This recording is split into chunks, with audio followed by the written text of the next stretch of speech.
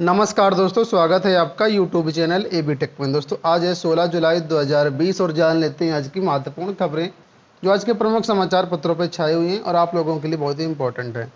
दोस्तों अभी हाल ही में टीजीटी पीजीटी 2016 के कॉलेज आवंटन हुए हैं और कई ऐसे मित्र हैं जो कमेंट करके कह रहे हैं कि सर जहां पर हमारा कॉलेज आवंटन हुआ है वहाँ कोई भी सीट खाली नहीं। उन्होंने वहाँ के प्रिंसिपल से पता किया तो पता चला कि उस पद पर प्रमोशन कर दिया गया है या तो वहाँ पर उस कैटेगरी की सीट नहीं है। इस तरीके से कई अभ्यर्थियों को शिकायतें आ रही हैं। तो दोस्तों इसी तरीका का मामला एक यहाँ पर है, इसको समझ लीजिए, फिर आपको भी पता चल जाएगा कि आखिर क्या कर सकते हैं आप। तो यहाँ पर दोस्तों लिखा है कि चयनित अभ्यर्थी मनोज कुमार की याचिका पर सुनवाई करते हुए आदेश न्यायमूर्ति जे मुनीर ने दिया है। ठीक है, और इस पर अधिवक्ता सीमांत सिंह ने बहस किया है। क्या आदेश दिया है? उन्होंने कहा है कि चयनित अभ्यर्थी को नियुक्ति दी जाए। ठीक है, अब पूरा मामला यहाँ पर क्या है वो देख लीजिए। इनका कहना है कि याची एससी कोटे का अभ्यर्थी है, हिंदी विषय में उसका चयन हुआ है। चयन बोर्ड ने उसे बुलंदशहर में प्रेम इंटर कॉलेज में नियुक्ति दी और वहाँ के जिला विद्यालय निरीक्षक को निर्देश दिया कि याची को ज्वाइन कराया जाए, लेकिन कॉलेज प्रबंधन ये कहते हुए नियुक्ति देने से मना कर दिया कि उनके यहाँ एससी कोटे का कोई भी पद खाली नहीं है। इसके बाद इस अभ्यर्थी को श्रावस्ती के एक इंटर कॉलेज में नियुक्ति दी गई, वहाँ भी पद रिक्त न होने की बात कह करके नियुक्ति देने से इनकार कर दिया गया। याची ने इसकी जानकारी चयन बोर्ड और डीआईएस को भी दी, लेकिन कुछ नहीं किया गया। सुप्रीम कोर्ट के निर्देश के मुताबिक चयनित अभ्यर्थी को नियुक्ति पाने का पूरा अधिकार है, ऐसे में उसे चयन देने से मना नहीं किया जा सकता है। इस मामले की अगली सुनवाई 27 जुलाई को होगी। तो दोस्तों अगर आपके साथ भी ऐसा ही हो रहा है कि आपका चयन बोर्ड से जो कॉलेज अलॉटमेंट कर दिया गया लेकिन स्कूलों में बताया जा रहा है कि जगह नहीं है, तो आपको लिखित कंप्लेंट करनी होगी डीआईएस ऑफिस पर और चयन बोर्ड पर। चयन बोर्ड आपका दूसरा कॉलेज आवंटन करेगा। ठीक है, अगर यहाँ से बात आपकी सॉल्व नहीं होती है, आपका मैटर सॉल्व नहीं होता, तो फिर आपको कोर्ट भी जाना पड़ेगा। अगर आपका चयन हुआ है तो आपको कॉलेज में नियुक्ति मिलने का पूरा अधिकार है, भले चाहे वही कॉलेज हो या दूसरा कॉलेज हो। समय लग सकता है लेकिन नियुक्ति आपको मिलेगी। ठीक है, बात कर लेते हैं अगली अपडेट की। यहाँ पर दोस्तों अपडेट है यूपी SSC वीडियो भर्ती के बारे में। भर्ती परीक्षा में धांधली की जांच में एसआईटी ने बढ़ाए कदम। अभी हाल ही में देखा होगा वीडियो भर्ती 2018 में यूपी SSC ने कहा था इसमें एसआईटी जांच करवाई जाएगी। तो दोस्तों एसआईटी ने इस भर्ती के लिए भी जांच शुरू कर दी है, अपनी पड़ताल तेज कर दी है। शासन ने लॉकडाउन के दौरान ये जांच एसआईटी को सौंपी थी। कई परीक्षार्थियों की ओएमआर सीट में गड़बड़ी किए जाने के तथ्य सामने आए हैं, जिसके बाद एसआईटी ने संदेह के घेरे में आए लोगों से पूछताछ की तैयारी शुरू कर दी है। तो दोस्तों ये जांच शुरू हो गई, देखना होता है कब तक ये जांच पूरी हो पाती है। अगली अपडेट की बात कर लेते हैं तो बीएड प्रवेश परीक्षा को लेकर के अपडेट है। दोस्तों बीएड प्रवेश परीक्षा 2020 बिल्कुल अपने नियत समय पर होगी, इसमें कोई भी फेरबदल नहीं होगा। और यहाँ पर देख सकते हैं प्रवेश परीक्षा का आयोजन कर लखनऊ विश्वविद्यालय द्वारा प्रस्तावित की गई तारीख पर उच्च शिक्षा विभाग ने बुधवार को अपनी मुहर लगा दी है और 29 जुलाई को पहले परीक्षा होनी थी, लेकिन अब इसको बढ़ा करके 9 अगस्त किया गया। 9 अगस्त को ही परीक्षाएं होगी। यहाँ पर ये लेटर दे सकते हैं, अपर मुख्य सचिव उत्तर प्रदेश शासन की तरफ से जारी हुए 15 जुलाई 2020 का लेटर है और यहाँ पर पूरा टाइम शेड्यूल दिया गया है कि परीक्षा होगी 9 अगस्त को, परिणाम आएगा 5 सितंबर को, काउंसलिंग प्रारंभ होगी 21 सितंबर से और काउंसलिंग समाप्त हो जाएगी 18 अक्टूबर से और सीधे प्रवेश के समापन की तिथि होगी 26/10 और नया सत्र चलेगा आपका 26/10 यानी 26 अक्टूबर 2020 से नया सत्र प्रारंभ हो जाएगा। तो ये पूरा बीएड का शेड्यूल है। बात कर लेते हैं उच्चतर शिक्षा सेवा आयोग की। दोस्तों उच्चतर शिक्षा सेवा आयोग में एक अभ्यर्थी चयनित हुई थी। एक्चुअल में वो बिहार की रहने वाली थी, लेकिन उसने अपना एड्रेस यूपी डाला था। जब डॉक्यूमेंट सत्यापन में ये बात निकल के आई कि वो बिहार के रहने वाली है तो उसका अभ्यर्थन निरस्त कर दिया गया और उसके स्थान पर दूसरे अभ्यर्थी को चयन कर दिया गया। तो यहाँ पर बात है असिस्टेंट प्रोफेसर मामले की। समाज शास्त्र का मामला है, 25 जून को इसका परिणाम घोषित हुआ था। जब यूपीएससी को पता चला कि ये यूपी की नहीं रहने वाली है क्योंकि उसने आरक्षण का लाभ लिया था, इसलिए इस लड़की यानी निशा के स्थान पर श्वेता सिंह को चयनित करते हुए संशोधित परिणाम जारी कर दिया गया। तो इस तरीके से होता है रियल में।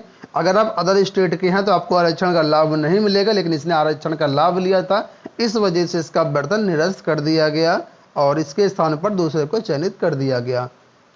बात कर लेते हैं ऑनलाइन पढ़ाई की। तो यूपी में ऑनलाइन पढ़ाई स्टार्ट हो चुकी है, लेकिन दोस्तों सबसे बड़ी जो बाधा है वो नेटवर्क। आप लोग जानते हैं यूपी में सबसे ज़्यादा जो जनसंख्या रहती है वो गाँव में रहती है, और गाँव में ऑनलाइन पढ़ाई बहुत ही मुश्किल। पहली बात तो 10 ही 20% ऐसे हैं लोग हैं जिनके पास एंड्रॉयड मोबाइल होगा, और एंड्रॉयड मोबाइल होने के बाद भी बहुत से लोग तो रिचार्ज ही नहीं कराते हैं, और रिचार्ज होने के बाद भी गांव में नेटवर्क कितना पुअर आता है, ये जो लोग गांव में रहते हैं वही जान सकते हैं। चलिए अब अगली अपडेट की बात कर लेते हैं। लोहिया संस्थान में भर्ती के विज्ञापन में एक पद कम। तो लोहिया संस्थान में कुछ 3 साल करीब पहले भर्ती आई थी, 456 पदों के लिए विज्ञापन इसमें जारी किया गया था। गैर शैक्षणिक पदों पर यह भर्ती हो रही थी, लेकिन दोस्तों अब 3 साल बाद एक नया विज्ञापन फिर से जारी किया गया है। इसमें एक पद कम हो गया है और अभ्यर्थियों ने इसमें बवाल मचा करके रख दिया है। देखिए, इसमें विज्ञापन में सिर्फ एक पद हटने पर सवाल खड़े किए गए। इसे बेरोजगारों के साथ धोखा बताया गया है। संस्थान के चिकित्सा अधीक्षक डॉक्टर विक्रम सिंह ने इस संबंध में कोई भी जानकारी न होने की बात कही है। एक्चुअल मामला ये है कि यहाँ पर दोस्तों आवेदन लिए गए थे। इस आवेदन शुल्क के रूप में संस्थान के पास करोड़ों रुपए जमा है। लगातार अभ्यर्थी इसको लेकर के संस्थान में भटक रहे हैं, लेकिन कोई सुनवाई करने वाला नहीं है। इस वजह से अभ्यर्थी परेशान हो रहे हैं। बात कर लेते हैं अगली अपडेट की। तो लिखा AQTU की सेमेस्टर की परीक्षाएं स्थगित हो गई हैं। डॉक्टर APJ अब्दुल कलाम प्राविधिक विश्वविद्यालय ने 16 जुलाई से प्रस्तावित अंतिम वर्ष के छात्रों की सेमेस्टर परीक्षाएं स्थगित कर दी हैं। प्रोफेसर राजीव कुमार ने बताया कि 16 जुलाई से अंतिम वर्ष के छात्रों की लिखित परीक्षा प्रस्तावित थी। कोरोना को देखते हुए परीक्षाएं स्थगित कर दी गई हैं। उन्होंने बताया कि नई परीक्षा की डेट जल्द ही छात्रों को बता दी जाएगी। बात कर लेते हैं 69 शिक्षक भर्ती की। 69 शिक्षक भर्ती में दोस्तों कल सुप्रीम कोर्ट में सुनवाई हुई। कल की जो सुप्रीम कोर्ट में सुनवाई हुई वो ज़्यादातर कट ऑफ और बीएड मुद्दे पर ही केंद्रित रही। तो यहाँ पर सुप्रीम कोर्ट का कहना है कि शिक्षा मित्रों के लिए 65% अंक का कट ऑफ अंक बहुत ज़्यादा है। कट ऑफ अंक अधिक होने से शिक्षा मित्रों को नहीं मिल पाएगा वेटेज का लाभ। तो ये बात जो सुप्रीम कोर्ट ने कही, हालांकि इस पर अभी कोई फाइनल डिसीजन नहीं आया है। आज भी सुप्रीम कोर्ट में सुनवाई होनी है। बीएड पर भी बहस हुई है कि बीएड बीटीसी अभ्यर्थियों का कहना था कि बीटीसी जो बीएड अभ्यर्थी हैं वो एक तरीके से ट्रेनिंग टीचर हैं, क्योंकि उनके पास 6 महीने का ब्रिज कोर्स अभी नहीं है। 6 महीने का ब्रिज कोर्स करने के बाद ही वो सहायक अध्यापक बन पाएंगे। ठीक है, तो कई सारे मामलों पर कल बहस हुई। आज भी बहस 10:30 बजे से होगी। जैसा कुछ अपडेट निकल के आएगा 69 शिक्षक भर्ती से, आपको आने वाले वीडियोस में पूरा अपडेट दिया जाएगा। बात कर लेते हैं इलाहाबाद विश्वविद्यालय में प्रवेश के लिए एडमिशन की। तो इलाहाबाद विश्वविद्यालय से संबद्ध कॉलेजों में 31 जुलाई तक इसको डेट बढ़ा दी गई है। अगर आप इसने अभी तक आवेदन नहीं किया है, डिस्क्रिप्शन बॉक्स में लिंक दिया गया, आप लोग जा करके governmentjobcenter.com पर अपना आवेदन कर सकते हैं। बात कर लेते हैं अगली अपडेट की। तो यहाँ पर अपडेट है पीसीएस को लेकर। पीसीएस 2018 के इंटरव्यू आप लोग जानते हैं शुरू हो चुके हैं कल से, और इस समय पीसीएस के इंटरव्यू जो हो रहे हैं उसमें सबसे ज़्यादा जो छाया हुआ है कोरोना ही छाया हुआ है। हेडिंग दे सकते हैं, पीसीएस के इंटरव्यू में भी छाया रहा कोरोना। कई तरह के सवाल कोरोना से संबंधित पूछे जा रहे हैं। जैसे यहाँ पर कुछ सवालों के भी दिए गए हैं। लॉकडाउन पर भी पूछे गए सवाल कि लॉकडाउन में क्या खोया क्या पाया, लॉकडाउन किस तरह प्रावधान किस कानून के प्रावधान के तहत लागू किया गया, लॉकडाउन पर पर्यावरण का क्या प्रभाव पड़ा, लॉकडाउन में अपराध नियंत्रण कैसे कर सकते हैं। इसके अलावा ये भी पूछे गए हैं कि मान लीजिए आप एसडीएम बन गए तो कोरोना को कैसे कंट्रोल करेंगे। यहाँ पर देखिए लिखा है एसडीएम बने तो कैसे कंट्रोल करेंगे कोविड-19।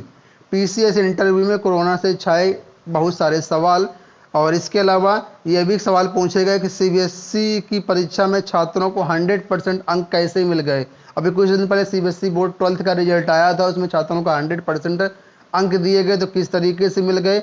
जन सुनवाई पोर्टल किस तरीके से काम करता है, इसमें क्या सुधार की आवश्यकता है। यूपी और केंद्र सरकार की प्रमुख योजनाएं क्या हैं, आज के समाचार पत्र की प्रमुख हेडिंग क्या है, खास क्या है। इस तरीके से बहुत सारे क्वेश्चन तो जो अभ्यर्थियों से पूछे गए। कानपुर एनकाउंटर पर भी क्वेश्चन पूछे गए। तो ये दोस्तों आज की होगी पूरी अपडेट। आशा करते हैं वीडियो पसंद आया होगा। वीडियो को लाइक और शेयर कर दीजिएगा। पूरा वीडियो देखने के लिए आप सभी का बहुत बहुत धन्यवाद।